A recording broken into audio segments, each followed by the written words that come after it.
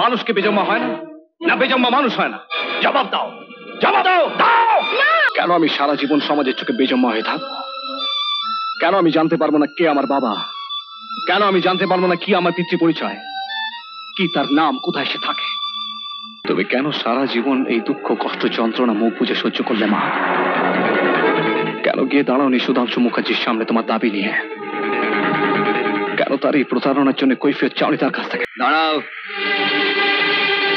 প্রণাম করবে না? রানুদি কাল যে ছেলেটির খবর পাঠিয়েছিলেন, ইনি তার মা।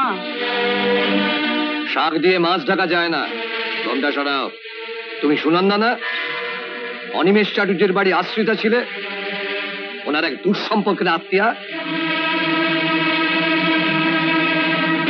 তা তুমি বিয়ে করলে কবে যে বিধবা সেজেছ? জানো সবিতা, কুমারী অবস্থায় পেটে বাচ্চা এসেছিল বলে অনিমেষ বাবুকে বাড়ি থেকে বার করে দেয়। আমি তখন অনিমেষ বাবুর বাড়িতে গাড়ি চালাই। সে কি কেচ্ছা! আজ বিধবা সেজে তোমার সেই বেজম্মা বাচ্চার সঙ্গে আমার মেয়ের বিয়ে দিতে এসেছো বুঝি? লজ্জা করে না? লজ্জা করে না তোমার? কার না কার পাপের জারদ সন্তানের সঙ্গে তুমি চিন্তা করো। আমার এই ফুলের মতো সুন্দর মেয়েটার স্মৃতিতে তোমার ওই বেজম্মার অপবিত্র হাতে সিঁদুর পরাতে চেয়েছিলে তুমি। একটা নষ্টা অসতী মেয়ে মানুষ তো আমার এই মেয়ের শাশুড়ি। সকাল সন্ধ্যে তোমাকে প্রণাম করতো। ছি ছি ছি, কি ঘেন্না! প্রতীক বেজম্মা।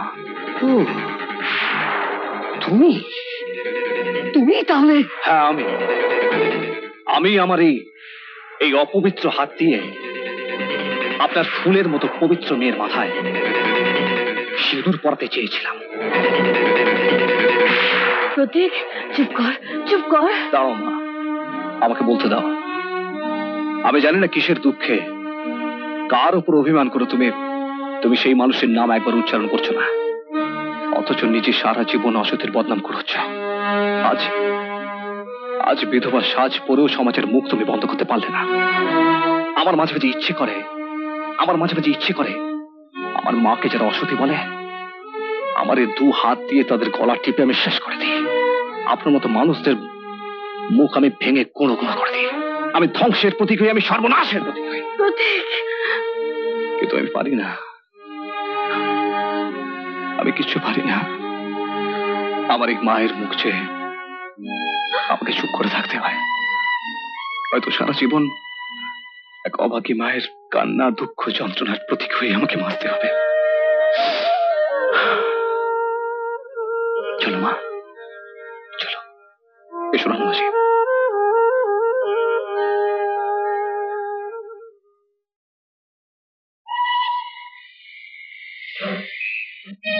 ভাই, डोंट हेट मी ब्रदर, मुझे नफरत मत करना भैया। ঘেন্না করিস না ভাই, আমি জানি না তুই যাতে কি, কারণ তোমার তো কোনো পদবি নেই, তাই তুমি ইংরেজি হিন্দি বাংলাতে বললাম। লোকে বলে তোমার আমার মধ্যে কোনো তফাৎ নেই, কিন্তু 8-10টা মানুষের মতো তো আমিও মানুষ। মানুষের মতো আমার নাক আছে, কান আছে, দুটো চোখ আছে, দুটো হাত আছে, দুটো পা আছে। তবু লোকে কেন আমাকে শুধু মানুষ বলে না? তোমার আমার মধ্যে কেন তফাৎ খুঁজে পায় না? কেন?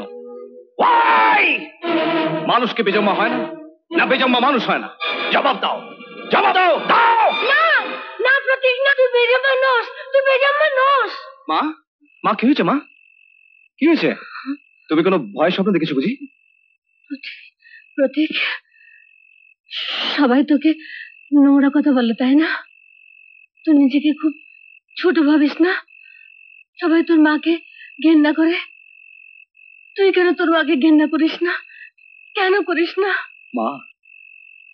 মা এই পৃথিবীতে আর সবকিছু মিথ্যে হতে পারে, সব পরিচয়, সব পরিচিতি, কিন্তু মা তো মিথ্যে হতে পারে না। মাকে কি ঘেন্না করা যায়? আমি জানি মা, আমি জানি আমি তোমার পাপের সন্তান নই। তুমি কোনো পাপ করতে পারো না মা, কিন্তু কিন্তু আমিও জানি অন্য কারো পাপের প্রায়শ্চিত্ত তুমি করে চলেছ। অনেক কলঙ্ক, অনেক কাদার ছিটে গায়ে মেখে তুমি আমাকে জন্ম দিয়েছো, মানুষ করেছো মা। আমার ভবিষ্যতের কথা ভেবে আজ বিধবা সেজেও তুমি অপমানিত হলে, আর সারা জীবন ধরে এই সব কিছুর জন্য আমাকে মূল্য দিতে হবে। কিন্তু কেন? কিসের জন্য? কেন আমি সারা জীবন সমাজের চোখে বেজম্মা হয়ে থাকবো? কেন আমি জানতে পারবো না কে আমার বাবা? কেন আমি জানতে পারবো না কি আমার পিতৃ পরিচয়, কি তার নাম, কোথায় সে থাকে?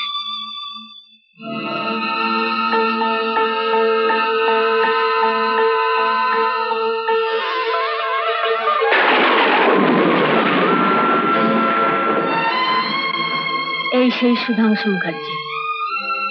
সে বলে গেছিল শীঘ্রই ফিরবে, কিন্তু আর আসেনি। 6 মাস পরে সেই মেয়েটির মামা মামি মেয়েটিকে ঘর থেকে কলঙ্কিনী বলে তাড়িয়ে দেয়, কারণ তখন সে গর্ভবতী। ভয় লজ্জায় সে সুধাংশু মুখার্জির নাম কখনোই কাউকে বলেনি। মেয়েটি আত্মহত্যা করতে গিয়েছিল, কিন্তু পারেনি। সে তার ভালোবাসার স্মৃতিকে মেরে ফেলতে পারেনি।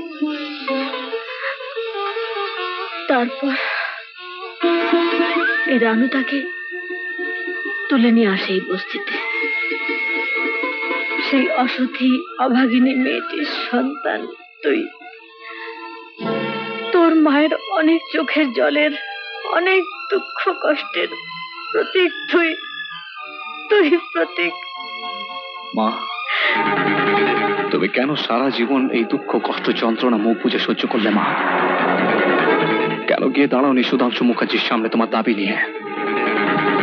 কেন তার এই প্রতারণার জন্য কৈফিয়ত চাওনি তার কাছ থেকে? ভেবেছিলাম যাব, দাঁড়াবো তার সামনে, কিন্তু যখন জানতে পারলাম সে বিয়ে করেছে, বউ ছেড়ে নিয়ে সুখে সংসার করছে, তখন আর যেতে ইচ্ছে করেনি। মা, আমাকে তার ঠিকানা দাও, আমি যাবো তার কাছে। আমি সুধাংশু মুখার্জিকে ধরে আনবো তোমার সামনে। আমি তাকে বাধ্য করবো তোমার সিদ্ধে সিঁদুর পড়তে। না, কখনো না। জোর করে হয়তো কারো কাছ থেকে শাঁখা সিঁদুর পরা যায়, কিন্তু তার সত্যিকারের মূল্য কি পাওয়া যায়? আমি চাই না এমন শাঁখা সিঁদুর। শুধু তুই জানলি যে তুই আমার পাপের সন্তান নোস, সেইটুকুই আমার শান্তি। তুই আমায় কথা দে, কোনোদিন এ কথা মনে আনবি না। বল, আমায় কথা দে। মা, তুমি ঘুমিয়ে পড়েছিস নাকি? না, আয় ভেতরে আয়। খিচুড়ি করেছি, ভাবলাম তোদের একটু দিয়ে যাই, নে খেয়ে নে। খিচুড়ি? দারুণ ব্যাপার, দাদু আমাকে দাও। দেখো না, মা এখনো রান্নাই করেনি, আমার যে খিদে পেয়েছে। যা মা, আমি খাচ্ছি, মা তুমি এসো। আমি সুধাংশু মুখার্জিকে ওর সিংহাসন থেকে টেনে, ওর ঐশ্বর্যের বেড়া চাল থেকে ওকে টেনে বার করে ওর মুখোশ আমি খুলে দেব। তাহলে সে পৃথিবীটাকে সহজ চোখে দেখতে পাবে। তুমি নিশ্চিন্ত থেকো মাসি, কোনো ভয় নেই। তুমি শুধু মাকে দেখো। আমি কোম্পানি থেকে কিছু টাকা ধার নিচ্ছি, আর কোনো অসুবিধা হবে না। আমি মাকে বলবো কোম্পানির একটা জাহাজ ম্যাড্রাসের ডকে আসছে, তার মাল খালাসের জন্য আমি ওখানে যাচ্ছি। তুমি সামনে থেকো, মাকে ভরসা দিও। তুই কি সত্যি চলে যাচ্ছিস? ওই বিদেশ বিভুয়ে তুই একা থাকবি কি করে? তুই তো আমায় ছাড়া কোনদিন থাকিসনি। কি মুশকিল মা, তুমি কি ভাবো প্রতীক এখনো সেই ছোট্ট ছেলেটি আছে? এই দেখো না, কোম্পানি আমাকে টাকা দিয়েছে অ্যাডভান্স, নাও রাখো। আর মাসি তো পাশের ঘরেই আছে, কোনো চিন্তা নেই। আমি ওখানে পৌঁছে তোমায় চিঠি দেবো। কবে ফিরবি? 1 মাসের ব্যাপার। এমন আরো অনেক ভিডিও দেখতে এই চ্যানেলটি সাবস্ক্রাইব করে নিন এবং পাশের বেল আইকনটি প্রেস করে দিন।